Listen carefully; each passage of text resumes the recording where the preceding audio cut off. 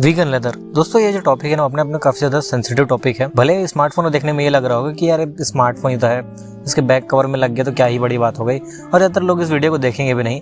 मगर दोस्तों large perspective में देखा जाए तो काफी ज्यादा एक इंपॉर्टेंट टॉपिक है, और जो फैशन इंडस्ट्री उसमें एक काफी बड़ा मुद्दा है आज के समय में। दोस्तों फैशन इंडस्ट्री और जो क्लॉथ इंडस्ट्री है बेसिकली वो एक ऐसा इन्फिनिट वेल को भरना चाह रही है जो कभी भरा ही नहीं जा सकता दोस्तों। और ये जो इन्फिनिट वेल है वो ग्रीड का वेल है, और इस वेल को आप चाहे 2 पृथ्वी 10 पृथ्वी 40 पृथ्वी तबाह कर लें फिर भी आप इसको भर नहीं पाएंगे। और दोस्तों ये ग्रिड चीज़ ही ऐसी है जो कभी शांत नहीं होती। और दोस्तों इसी थीम के साथ आज हमारे पास सवाल ये रहेगा, क्या ये जो वीगन लेदर है जो स्मार्टफोन में यूज़ किया जाता है खास करके मोटोरोला फोन्स में, क्या ये जेन्युइन वीगन लेदर्स होते हैं या फिर एक मार्केटिंग गिमिक है, या फिर सभी लोगों की तरह हमें भी बेवकूफ़ बनाया जा रहा है। दोस्तों जल्दी से शुरू करते हैं। दोस्तों क्लॉथ इंडस्ट्री और लेदर इंडस्ट्री साथ साथ चलती है, तो शुरू करते हैं क्लॉथ इंडस्ट्री से। क्लॉथ इंडस्ट्री दुनिया की तीसरी सबसे बड़ी पॉल्यूशन करने वाली इंडस्ट्री है, और दूसरी सबसे बड़ी वाटर इंटेंसिव इंडस्ट्री है, जो कि लगभग 79 ट्रिलियन जो वाटर है उसको कंज्यूम करती है, जो कि एक काफ़ी बड़ा नंबर हो जाता है। 2020 में वाटर डिग्रेडेशन का ये तीसरा सबसे बड़ा कारण था। दोस्तों 1 किलो कॉटन को उगाने के लिए और उससे एक कपड़ा बनाने तक लगभग 7,000 से 29,000 लीटर जो पानी है उसका उपयोग किया जाता है, और वहीं पर उसकी फिनिशिंग और डाइंग करने के लिए लगभग 100 से 150 लीटर और पानी का यूज़ किया जाता है। और दोस्तों इस पूरे प्रोसेस में 72 प्रकार के टॉक्सिक केमिकल्स रिलीज होते हैं, जिसमें 30 परमानेंट होते हैं और बाकी बचे टेम्परेरी होते हैं जिनको ट्रीट किया जा सकता है। और दोस्तों ये जो केमिकल्स होते हैं उसको वाटर बॉडीज़ में फ्रीली से छोड़ दिया जाता है, चाहे वो ओशंस हो चाहे रिवर्स हो, उनमें ऐसे ही फ्लो कर दिया जाता है। दोस्तों ये इंडस्ट्री यहीं तक सीमित नहीं है, ये इंडस्ट्री लगभग 1.2 बिलियन टन सब जो कार्बन डाइऑक्साइड है वो ईयरली एमिट करता है, जो कि एक काफ़ी बड़ा नंबर हो जाता है कंसिडरिंग क्लाइमेट क्राइसिस को देखते हुए। और दोस्तों लैंडफिल में भी इनका बहुत बड़ा योगदान है। लगभग 3 से 5% का जो वेस्ट है जो केवल क्लॉथ वेस्ट होता है जिसको रिसाइकल नहीं किया जा सकता, और ये दोस्तों वो लैंडफिल से पाया जाता है, और इसका जो ट्रीटमेंट है वो करना काफ़ी ज़रूरी है। और इसी क्लॉथ इंडस्ट्री के अंदर आने वाला एक छोटा सा सबसेट है दोस्तों लेदर इंडस्ट्री, और लेदर इंडस्ट्री भी इससे कुछ कम नहीं है। दोस्तों लेदर में जो हम टैनिंग करते हैं उस प्रोसेस के कारण ये मोस्ट पॉल्यूशन क्रिएटिंग इंडस्ट्री बन चुकी है, और बेसिकली केमिकल्स इसमें यूज किए जाते हैं वो काफी ज्यादा हार्मफुल होते हैं। टैनिंग के प्रोसेस में कई तरह के केमिकल का उपयोग किया जाता है, जैसे कि chromium, NaCl, calcium, magnesium, sulphide compounds और बहुत सारे हजार्डस ऑयल्स दोस्तों, ताकि इसको टैन किया जा सके। दोस्तों 1 टन जो रॉ स्किन होता है एनिमल्स के उसको प्रोसेस करने के लिए लगभग 20,000 से 80,000 लीटर तक का पानी वेस्ट के रूप में निकलता है। और दोस्तों इस वेस्ट वाटर में ऑर्गेनिक के साथ साथ इनऑर्गेनिक कंपाउंड्स होते हैं, मेटेलिक कंपाउंड्स होते हैं। दोस्तों अगर हम एक मीट्रिक टन रॉ लेदर को लें तो उसमें केवल 200 जो किलोग्राम होता है वो लेदर बन पाता है, जो कि टैन लेदर होता है। वहीं पर 200 से 250 किलोग्राम जो टैन लेदर होता है वो वेस्ट के रूप में निकलता है। 190 से 350 किलोग्राम जो अनटैन वेस्ट के रूप में निकलता है, और वहीं पर 50,000 लीटर वाटर होता है वो वेस्ट के रूप में निकलता है। और दोस्तों ये तो थे केवल पॉल्यूशन सेंट्रिक बातें। अभी तक हमने जो एथिकल चीज़ें उसकी बात ही नहीं की, जिसमें पशुओं को मारना ही क्यों है और उनकी जो लेदर है वो चाहिए ही क्यों, इस पर तो मैंने बात ही नहीं करी है। दोस्तों इन सारे एनिमल्स की जो एनिमल फार्मिंग की जाती है, जैसे हम नॉर्मल क्रॉप्स की फार्मिंग करते हैं वैसे इनके भी फार्मिंग की जाती है। 1 बिलियन से ज़्यादा जो जानवर है दोस्तों मारे जाते हैं सिर्फ उनके चमड़े और मांस के लिए। दोस्तों इनमें कौन कौन से पशुओं को मारा जाता है उसकी लिस्ट काफ़ी लंबी है, और मैं एक एक करके बताता हूँ। इसमें दोस्तों जो सबसे प्रोमिनेंट जो जीव होते हैं जिनकी हत्या की जाती है वो दोस्तों sheep, cow, lamb, goat, pigs, dogs, cats, zebra, bison, और दोस्तों अदर्स में है kangaroo, crocodile, elephant, alligator, ostrich, lizard और स्नेक, जिनका दोस्तों जो स्किन है वो काफ़ी भारी मात्रा में निकाला जाता है, और काफ़ी मोटे दामों पर इनके जो गुड्स हैं वो बेचे जाते हैं। पता नहीं जानवर कौन है, इंसान या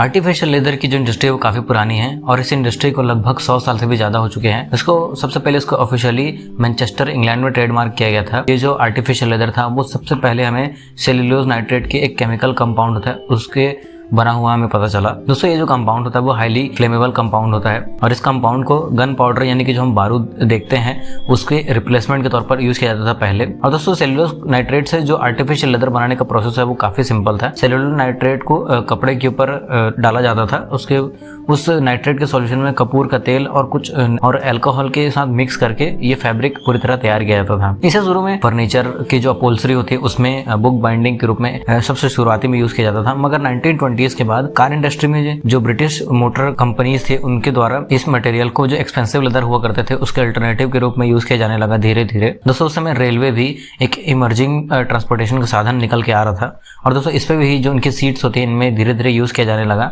1960 और 1970 तक कार के अलावा ये जो टेडी बियर के फुट्स होते हैं, जो फुट पैड्स होते हैं, उनको बनाने में यूज किया जाता था।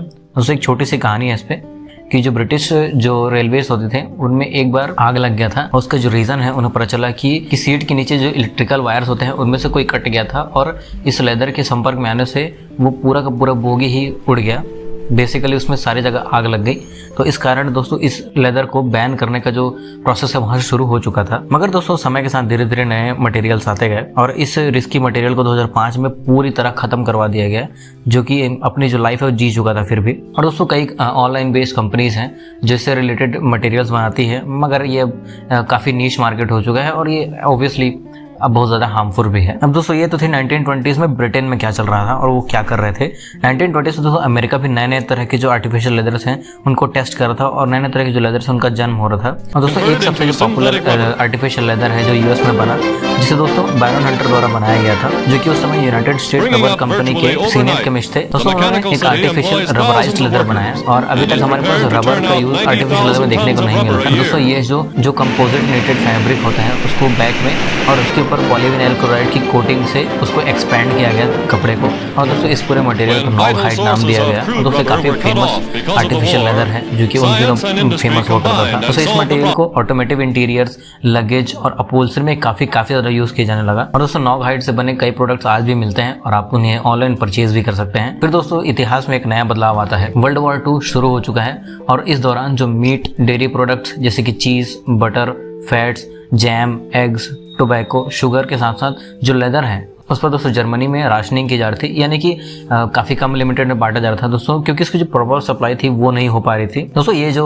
चीज़ें होती थी ना उन दिनों ईस्ट से आया करती थी और चूंकि वहाँ वॉर चल रहा था तो वहाँ से सामान जो इम्पोर्ट है वो बैन हो चुका था, इसलिए बहुत लिमिटेड मात्रा में इसे सप्लाई किया जा रहा था और इसीलिए जर्मन्स ने इसे काफ़ी लिमिटेड मात्रा में डिस्ट्रीब्यूट करने का भी फैसला लिया। और दोस्तों इनमें से कुछ ऐसे प्रोडक्ट भी थे जिन पर राशनिंग नहीं की जा रही थी, जो कि लोकली प्रोड्यूस की जा रही थी, जैसे कि वेजिटेबल्स और लोकल फ्रूट्स। और दोस्तों वॉर में किसी भी जगह पर चाहे गन हो चाहे कार हो, हर जगह लेदर की जरूरत पड़ती है और उस लेदर को रिप्लेस करने के लिए जर्मन्स ने एक अल्टरनेटिव के तौर पर एक चीज बनाई जिसको दोस्तों प्रेस्टॉफ कहा गया। दोस्तों ये पेपर पल्प को खास तौर से लेयर्ड करके और इसे बाइंडिंग के लिए खास कोटिंग के जो रेजिन होते हैं उसका उपयोग किया गया था। और दोस्तों ये जो ओरिजिनल लेदर का जो अल्टरनेट था वो काफ़ी ज़्यादा पॉपुलर हुआ जर्मनी में और दोस्तों इस प्रेस्टॉफ को जर्मन्स ने फेवर भी किया। दोस्तों इसकी कमी एक ये थी कि ये पानी के संपर्क में आता ही ये आसानी से टूट जाता था, क्योंकि ऑब्वियसली पेपर पल्प था और उसे बाइंडिंग के लिए एक स्पेसिफिक रेजिन का यूज़ किया गया था। मगर इसका जो लुक, फील और जो टेक्स्चर था, डिज़ाइन था, जिसको आप मान लो पानी से बचा सकते हो, तो एकदम एक्चुअल लेदर वाली फील देता था और ये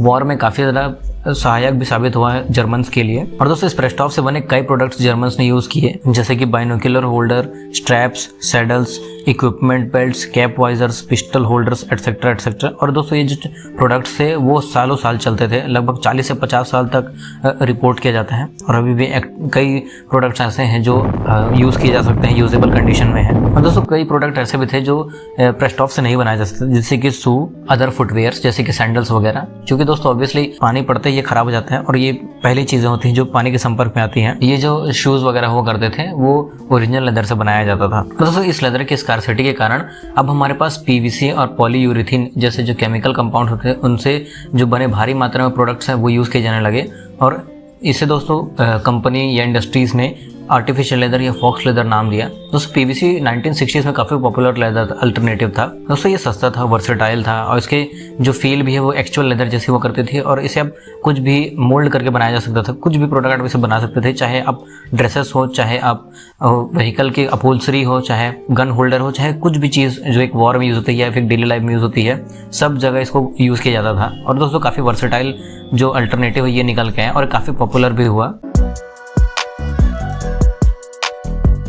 दोस्तों पीवीसी की कहानी अब 100 सालों से ऊपर हो चुकी है और पीवीसी वो डॉट है जो हम धीरे धीरे कनेक्ट करेंगे इस वीडियो में और कई चीज़ें इसमें सामने निकल के आएंगी।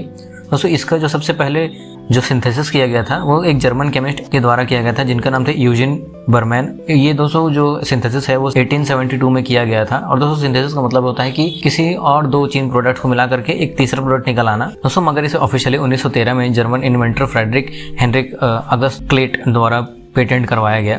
और दोस्तों उन्होंने भी सिंथेसिस के द्वारा ही इसे प्रोडक्ट बनाना शुरू कर दिया। मगर दोस्तों इनका जो मेथड था पॉलीविनाइल बनाने का वो आखिरी नहीं था, एंड नहीं था। कई मेथड्स अभी आने बाकी थे, केमिकल्स पर और एक्सपेरिमेंट होने बाकी थे। बीएफ गुडरेज नाम की रबर कंपनी ने 1920 में एक साइंटिस्ट हायर किया था जिनका नाम था Waldo L semen.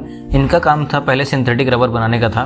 World war 2 के दौरान इन्होंने लगभग 100 कंपाउंड पर डे वाला पायलट प्लांट बनाया जो ब्यूटाडाइन और मिथाइल मेथॉक्सिलेट को कोपॉलीमराइज करके टायर्स बनाने के लिए सिंथेटिक रबर बनाया जाता था। उन्होंने 1926 में ऐसा मेथड बनाया जिसमें पीवीसी को प्लास्टिसाइज किया जा सके। इसमें अलग अलग एडिटिव्स मिलाए गए। इनका आइडिया था कि रबर को कैसे मेटल पर चिपकाया जा सके। उन्होंने हाई मॉलिक्यूलर पॉलीविनाइल क्लोराइड को हाई टेम्परेचर पर बॉइलिंग सॉल्वेंट में डुबाया जिससे जो अनसैचुरेटेड पॉलीमर्स हैं वो बनकर सामने आए। यही अनएक्सपेक्टेडली प्लास्टिसाइज पीवीसी भी बन गया। और दोस्तों ये जो प्लास्टिसाइज पीवीसी था वो हार्ड था ही मगर फ्लेक्सिबल भी था जो क्योंकि ये दोनों प्रॉपर्टी लेके आता था। इस डिस्कवरी को कमर्शियल यूज में ज्यादा समय नहीं लगा और ये तुरंत प्रैक्टिकली उपयोग में शुरू हो गया। दोस्तों धीरे धीरे ये जो हाउस होल्ड इक्विपमेंट्स होते हैं और बहुत सारी चीजों के अलावा फैब्रिक में भी आने लगा। इनिशियली इसको फैब्रिक में जो वाटर रेजिस्टेंस होते हैं उनकी कोटिंग की तरह यूज किया जाता था मगर धीरे धीरे क्लोथिंग इंडस्ट्री में भी इनोवेशन होते गए और ये जो प्रोडक्ट था वो इंडस्ट्रियल यूज के अलावा जो normal day to day clothing uses उनमें भी आने लगा। इनका जो सबसे पहला प्रोडक्ट निकला वो था रेन कोट। 1960s और 1970s के दौरान डिजाइनर्स ने दोस्तों पीवीसी को एक आइडियल मटेरियल माना फ्यूचरिस्टिक क्लोथ्स बनाने के लिए जैसे कि बूट्स, ड्रेसेस और अदर गारमेंट्स के लिए।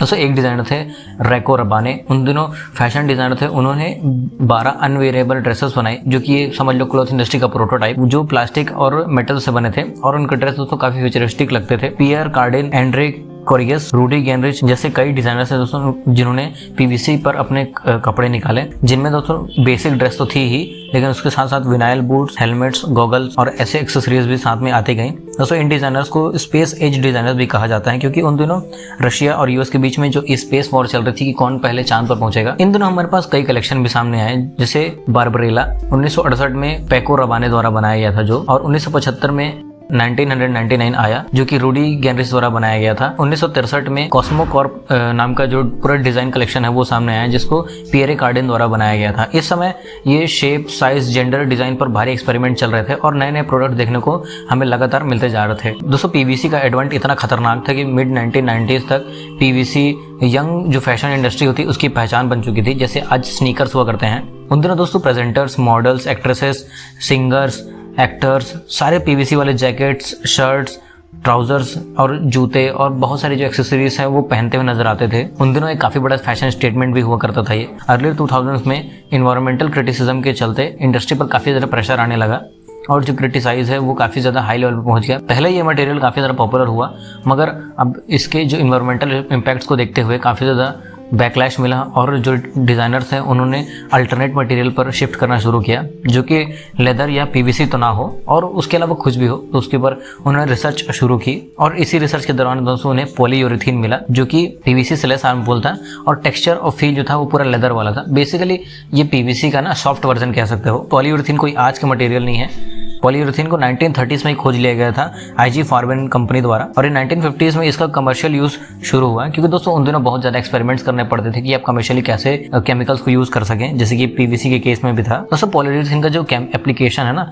वो काफ़ी ज़्यादा वास्ट है। मतलब इससे बहुत सारी चीज़ें बनती हैं, मतलब बहुत सारी। जैसे दोस्तों हम पॉलीयूरेथीन के गद्दे देखते हैं जिसको हम काफ़ी महंगे मैट्रेसेस भी बोले जाते हैं जो लेटेक्स मैट्रेसेस होते हैं ना उनका अल्टरनेटिव बन के आता है। दोस्तों ठंडे देशों में ना जो उनके नए घर होते हैं उनमें पॉलीयूरेथीन की कोटिंग की जाती है ताकि जो ठंडी है उसको बाहर से रेजिस्ट कर सके वो। पॉलीयूरेथीन में जो हम डिस्प्लेस यूज़ करते हैं टीवीज़ में और फोन्स में उनमें स्क्रीन कोटिंग की जाती है, नाइफ कोटिंग की जाती है, स्प्रे कोटिंग की जाती है। और दोस्तों जितने स्पोर्ट्स वेयर आते हैं हमारे पास, जो टी शर्ट्स होते हैं और जो जॉगर्स होते हैं और जो शूज़ होते हैं, सॉक्स होते हैं, यहाँ तक कि जो कैप्स होती हैं उनमें दोस्तों पॉलीयूरेथीन का यूज़ किया जाता है। इसके जो फैब्रिक्स होते हैं वो काफ़ी ज़्यादा सॉफ्ट होते हैं। इन सब एप्लीकेशन में ईजिली यूज़ किया जाता है। दोस्तों इलेक्ट्रिक जो कंपोनेंट्स होते हैं जैसे कि आप कोई भी वायर ले लो, कोई भी इलेक्ट्रिकल सर्किट ले लो या कोई भी चीज़ ले लो जो कि कवर्ड होनी चाहिए, इसी कोटिंग में यूज़ किया जाता है पॉलीयूरेथीन को। साउंड इंसुलेशन के लिए, डैम्पिंग के लिए, तो जो डैम्पिंग के लिए फोम होते हैं वो पॉलीयूरेथीन के फोम्स होते हैं। सस्पेंशन होते हैं दोस्तों उनमें पॉलीयूरेथीन का यूज़ किया जाता है और बुशिंग और टायर्स में दोस्तों उपयुक्त किया जाता ही है।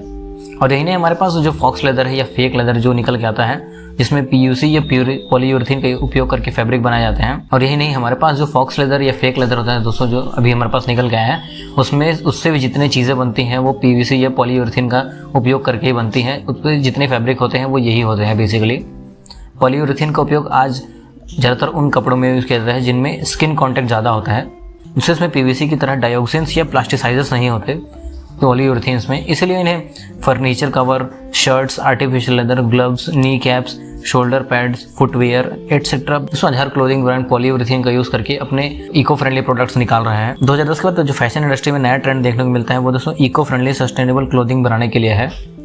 और दोस्तों धीरे धीरे पॉलीयूरेथीन के जो दिन है वो क्लोथिंग इंडस्ट्री में ढल गए थे, और उनके जो अदर देन क्लोथिंग इंडस्ट्री वो अभी भी सस्टेन कर रहे हैं बहुत तगड़े लेवल पर। मगर दोस्तों क्लोथिंग इंडस्ट्री में एक नया चेंज आने वाला था, जैसे कि पीवीसी के समय हुआ। 2010 के बाद फैशन इंडस्ट्री में नया ट्रेंड देखने को मिलता है। इको फ्रेंडली सस्टेनेबल क्लोथिंग बनाने के लिए डिज़ाइनर्स हैं वो फिर पीवीसी और पॉलीयूरेथीन से दूर जाने लगे। ग्लोबल वार्मिंग, पॉल्यूशन जैसे सीरियस चीज़ों को देखते हुए डिज़ाइनर्स ने इको फ्रेंडली मटेरियल्स पर जाना फिर से शुरू किया, जो कि फैशन इंडस्ट्री में एक नया ट्रेंड निकल के आता है, वीगन लेदर इंडस्ट्री।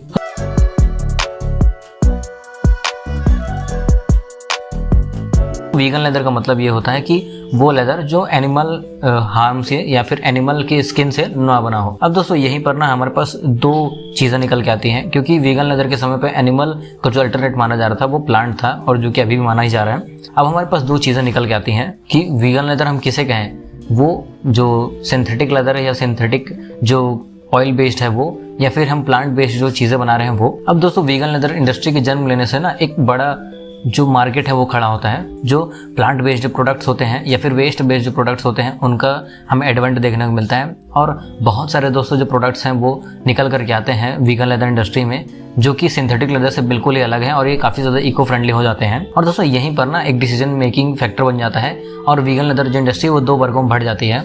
एक वर्ग जो हमें निकल कर आता है जिसमें सिंथेटिक जो ऑयल्स होते हैं, सिंथेटिक लेदर है वो हमें देखने को मिलता है, जिससे सारे प्रोडक्ट्स बनते हैं। और एक इंडस्ट्री निकल के आती है जिसमें प्लांट बेस्ड जो लेदर्स हैं वो हमें निकल कर आते हैं, जो कि प्लांट बेस्ड जो चीज़ होती है उनसे बनते थे। दोस्तों जो सिंथेटिक वीगन लेदर इंडस्ट्री है ना, जिसमें पीवीसी पॉलीयूरेथीन का पेट्रोलियम बेस्ड प्रोडक्ट्स है उनका यूज़ किया जाता था, और ये बहुत इको फ्रेंडली तो नहीं होते थे मगर सस्ते होते थे, और एनिमल लेदर से एथिकल प्रॉब्लम्स होते थे उनसे भी आपको बचा लेता था। मगर जो दूसरा वर्ग है प्लांट बेस्ड वीगन लेदर, जिसे पूरी तरह नेचुरल सोर्स से बनाया जाता है, जैसे cactus, pineapple leaves, Apple, mushrooms, flowers etcetera. और दोस्तों ये जो मेथड्स हैं वो ज़्यादा सस्टेनेबल हैं और ज़्यादा इको फ्रेंडली मेथड है। लगभग सारे वीगन लेदर फूड वेस्ट से बनाए जाते हैं, मगर दोस्तों कुछ ऐसे भी हैं जिनको हमें के अलावा एक फुल फ्लेश्ड प्लांट से बनाए जाते हैं। दोस्तों इनमें सबसे पहला है एप्पल लेदर। दोस्तों एप्पल लेदर की जो मेकिंग का जन्म है वो बोल्जानो इटली में हुआ था, और इसे अल्बर्टो वोल्केन द्वारा इन्वेंट किया गया था। इस रीजन में भारी मात्रा में सेब की खेती होती है, और इसी कारण इसका जो वेस्ट निकलता है ना, जो कि लीव्स और जो उसके छिलके वगैरह होते हैं, उनसे लेदर बनाने का आइडिया उन्हें आया। इनका जो पहला प्रोडक्ट है दोस्तों 2019 में बनकर सामने आया था, जो कि 15 साल की रेगुलर मेहनत के बाद निकल के आया था। दोस्तों एप्पल के जो छिलके होते हैं, सीड्स होते हैं और जो कोर्स होते हैं, उनको पीस कर पाउडर बनाया जाता है, और इसे मॉइस्चर पूरी तरह निकाल दिया जाता है। फिर इस पाउडर को ना पॉलीयूरेथीन के साथ मिक्स किया जाता है। कंपैरेटिवली प्योर पॉलीयूरेथीन से थोड़ा पॉलीयूरेथीन ज़्यादा बेटर होता है, और इसके साथ मिक्स किया जाता है, और फ्लेक्सिबल और ड्यूरेबल जो वाटर रेजिस्टेंट क्लॉथ है वो हमारे पास निकल के आता है। और दोस्तों अभी भी इस पर रिसर्च कर रही है कि पॉलीयूरेथीन को कैसे रिप्लेस किया जाए। और फिर दोस्तों इस मिक्स को ना कॉटन और पॉलिएस्टर की क्लॉथ पर कोट किया जाता है, उस पर बिछा दिया जाता है, और अच्छे से इसको सेट कर दिया जाता है, और इस क्लॉथ को फिर सुखा करके बाहर निकाला जाता है। और दोस्तों ये जो क्लॉथ है वो काफ़ी ज़्यादा स्टेबल और ड्यूरेबल स्ट्रक्चर निकल करके आता है। एप्पल लेदर को राहुई लंडन जैसे डिजाइनर्स द्वारा यूज़ किया गया, जिन्होंने हैंड बैग जैसे प्रोडक्ट्स मार्केट में उतारे। ओलिवर को नाम की एक कंपनी ने दोस्तों वॉलेट और कार्ड होल्डर फोन केसेस भी इस लेदर पर निकाल चुके हैं।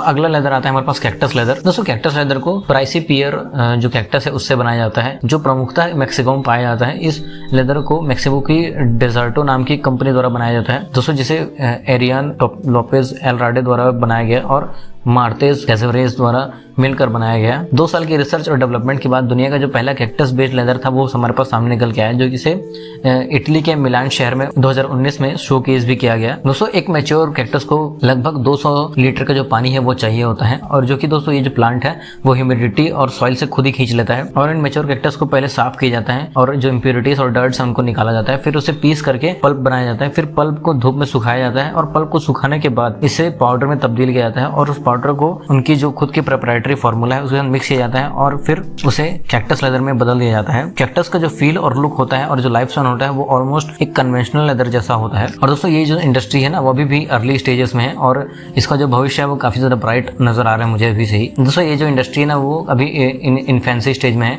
और इसमें बहुत सारी रिसर्चेस होनी बाकी है और बहुत सारी चीजें होनी बाकी है, और मैं तो काफी ज्यादा एक्साइटेड हूँ यार कैक्टस बेस्ड जैकेट्स के लिए। पाइनटेक्स फैब्रिक को पाइनएप्पल लीव से बनाया जाता है। पाइनटेक्स उसको दोस्तों पाइनटेक्स नाम की कंपनी है वो बनाती है, और ये जो पाइनटेक्स फैब्रिक है उसको पाइनएप्पल लीव से बनाया जाता है। पाइनटेक्स को डॉक्टर कैरमेन हिजोशा द्वारा बनाया गया है। इनका जन्म स्पेन में हुआ था। शुरू में ये फैशन डिजाइनर थी, मगर कैरमेन हिजोशा ने रॉयल कॉलेज ऑफ आर्ट जो कि लंदन में है उसमें टेक्सटाइल में पीएचडी की, और अध्ययन के दौरान उन्होंने पाइनएप्पल के जो लीफ फाइबर्स होते हैं उनका उन्हें पता चला और इस पर उन्होंने रिसर्च और डेवलपमेंट शुरू किया, और फाइनली सालों की मेहनत के बाद पाइनएप्पल से फ्लेक्सिबल मटेरियल बनाने का जो तरीका उन्होंने खोज निकाला और दोस्तों उन्होंने इसे पाइनटेक्स नाम दिया। दोस्तों पाइनटेक्स में जो पीना वर्ड है वो पाइनएप्पल का स्पेनिश वर्जन है, और वहीं पर टेक्स का मतलब होता है टेक्सटाइल, जो कि शॉर्ट फॉर्म है टेक्स। पाइनएप्पल की खेती के दौरान लीफ को काट कर अलग निकाला जाता है, जो कि एक वेस्ट होता है जो बेसिकली उन दिनों जला दिया जाता था, मगर इन लीफ से सेल्यूलोज फाइबर निकाला जाता है। इसको डिकॉर्टिकेशन कहा जाता है। इस फाइबर्स को धोकर सुखाया जाता है जिससे एक नॉन वुवन जो स्टेट है वो बन जाती है लीफ फाइबर्स की। फिर इन पर एक रेजिन की कोटिंग की जाती है ताकि ड्यूरेबिलिटी और लचीलापन बना रहे। डिकॉर्टिकेशन प्रोसेस के दौरान जो बायोमास बचता है उसे बाद में फर्टिलाइजर के रूप में बनाया जाता है। दोस्तों 100% रिसाइकलिंग। दोस्तों इस मटेरियल को अनानास एनम नाम की टेक्सटाइल कंपनी द्वारा बनाया जाता है, जो डिजाइनर्स तक पहुंचाए भी जाते हैं और उसे जो चीजें हैं वो बन भी रही हैं। मशरूम लेदर को माइसीलियम फंगस जो है उससे बनाया जाता है। मशरूम लेदर को सबसे पहले 2013 में फिलिप रॉस जोनास एडवर्ड ने के द्वारा बनाया गया था, जिसे MOX नाम दिया गया। MOX को ऑयस्टर मशरूम से बनाया जाता था। ये जरा कॉम्प्लिकेटेड प्रोसेस है। तो सबसे पहले सबस्ट्रेट और उनका जो खाना होता है जैसे कि कॉर्न या कोई भी एग्रीकल्चर वेस्ट जो फंगस से खाने का काम करता है एक बैग में डाला जाता है, फिर उसे पास्चराइज और डैम्पन किया जाता है लगभग 2 से 3 हफ्तों के लिए। और दोस्तों फिर उसमें माइसीलियम ग्रो होता है, फिर अपनी कॉलोनी बनाता है, फिर उसे हार्वेस्ट किया जाता है। फिर हार्वेस्टेड जो माइसीलियम होता है उसे कंप्रेस किया जाता है और कंप्रेस करने के बाद जो डिजायर्ड टेक्सचर और डाई होता है वो किया जाता है इस पे। और दोस्तों ये जो प्रोडक्ट होता है डाई होने के बाद और फिनिश होने के बाद बहुत ही बढ़िया फैब्रिक निकल के आता है। दोस्तों अभी कुछ बड़े प्रोड्यूसर्स हैं जो इस फंगस से प्रोडक्ट्स बना रहे हैं, जैसे कि प्रोडक्ट सीरीज है माइलो जो कि बोल्ड थ्रेड्स द्वारा बनाई जाती है, और माइको वर्क्स मस्किन्स जो फैब्रिक्स है वो बनाते हैं और इनके पेटेंट प्रोडक्ट्स बनाते हैं। दोस्तों इसी तरह ना कई प्रकार के और वीगन मटेरियल्स हैं जो कि जेन्युइन वीगन लेदर्स हैं, जैसे कि बैम्बू से बने जो वीगन लेदर आते हैं वो बैम्बू फाइबर से बनता है, और इससे ज्यादातर जो हैंड बैग शूज और एक्सेसरीज बनाई जाती है। ग्रेप जो दोस्तों उससे जो वेस्ट निकलता है उससे लेदर बनाया जाता है। इस लेदर को बनाने के लिए जो वाइन इंडस्ट्री है उससे बने जो वेस्ट मटेरियल्स होते हैं ना उनका यूज किया जाता है। कॉर्क लेदर भी दोस्तों एक बहुत यूनिक लेदर है जो कि कॉर्क ट्री से हमें मिलता है। कॉर्क ट्री है उसके जो बार्क होते हैं उनसे बनाया जाता है, और ये अभी इंडिया में और चाइना में बनाया जा रहा है। इस लेदर को बनाने के लिए बार्क को एयर में ड्राई किया जाता है फिर 6 महीनों के लिए लगभग, और फिर दोस्तों उसको बॉईल करके पतले शीट्स में प्रेस कर दिया जाता है, और प्रेस होने के बाद दोस्तों एक लेदर का फॉर्म ले लेता है और एक फैब्रिक का फॉर्म ले लेता है। इस शीट को सुबेरिन नाम के जो कॉटन फैब्रिक होते हैं उनके साथ चिपकाया जाता है और एक्स्ट्रा ड्यूरेबिलिटी के लिए पॉलीयूरेथीन भी लगाया जाता है। दोस्तों इंडिया में कानपुर की माही लेदर्स और चाइना की HZ कॉर्क जो कंपनी है वो इस पर प्रोडक्ट्स बनाती है और इसे देश विदेशों में बेच रही है। दोस्तों ये तो थी पूरी कहानी वीगन लेदर की, मगर हमारा जो सेंट्रल क्वेश्चन था, क्या स्मार्टफोन में जो वीगन लेदर है सच में वीगन है या बस मार्केटिंग है, या फिर इस पर सिर्फ मोटोरोला कैश इन कर रहा है? चाहे मोटोरोला हो, चाहे सैमसंग हो, चाहे वीवो हो, एप्पल हो, कंपनी हो, सारे जो वीगन लेदर बैग बनाते हैं वो पॉलीयूरेथीन बेस्ड वीगन लेदर होते हैं। इनमें किसी तरह के जो प्लांट बेस्ड मटेरियल्स होते हैं, ये फंगी या फिर बैक्टीरिया किसी भी तरह के बेस्ड जो अल्टरनेटिव है उनको उपयोग नहीं किया जाता है। दोस्तों मोटोरोला और सैमसंग ने अपने बैग पैनल सप्लायर्स को डिस्क्लोज नहीं किया है, तो डेटा मिलना काफी मुश्किल था, मगर दूसरे तरीके से खोजना पड़ा कि मैंने जितने भी सप्लायर्स हैं, पिनटेक्स हो, चाहे डेजर्टो हो, चाहे माइलो हो, कोई भी और जो कॉर्क बेस्ड लेदर हो, कोई भी वेबसाइट हो, सारे वेबसाइट पे चेक किया और सारे जगह मैंने उनके जो इन्वेस्टर पोर्टफोलियो सारी जगह चेक किया तो पता चला कि कोई कहीं सप्लाई नहीं कर रहा है और बल्क में तो बिल्कुल भी नहीं कर रहा है। तो इससे ये पता चलता है कि कंपनी जो है वो पॉलीयूरेथीन का यूज कर रही है या फिर पीवीसी का यूज कर रही है। इसका एक बड़ा साइन ये भी होता है कि अगर वो वीगन लेदर, जो जेन्युइन वीगन लेदर वो यूज कर रहे होते तो पार्टनरशिप जो होती है वो सबसे पहले प्रमोशन के तौर पर निकल के आती है न्यू कंपनीज के लिए, और इस पर न कोई न्यूज है ना कोई डाटा था। तो ये क्लियरली बताते हैं कि कभी कोलैब हुआ ही नहीं था, और जब कोलैब भी नहीं हुआ तो ये प्रोडक्ट कहाँ शेयर करेंगे। कुछ कंपनीज हैं जो कि इनडायरेक्टली फोन कवर्स बनाती हैं इस वीगन लेदर बेस्ड, मगर दोस्तों वो डायरेक्ट जो शेयरिंग है वो तो बिल्कुल नहीं है। मास प्रोड्यूस्ड जो वीगन लेदर है वो अभी तक हमारे पास अवेलेबल नहीं है। फोन इंडस्ट्री एक मास प्रोड्यूस इंडस्ट्री है जिसमें लाखों से लाखों फोन सालों साल बिकते हैं। तो सारे इंडिकेटर्स काफी थे बताने के लिए फोन कंपनी जो है वीगन लेदर में जो पॉलीयूरेथीन है उसका यूज कर रही है।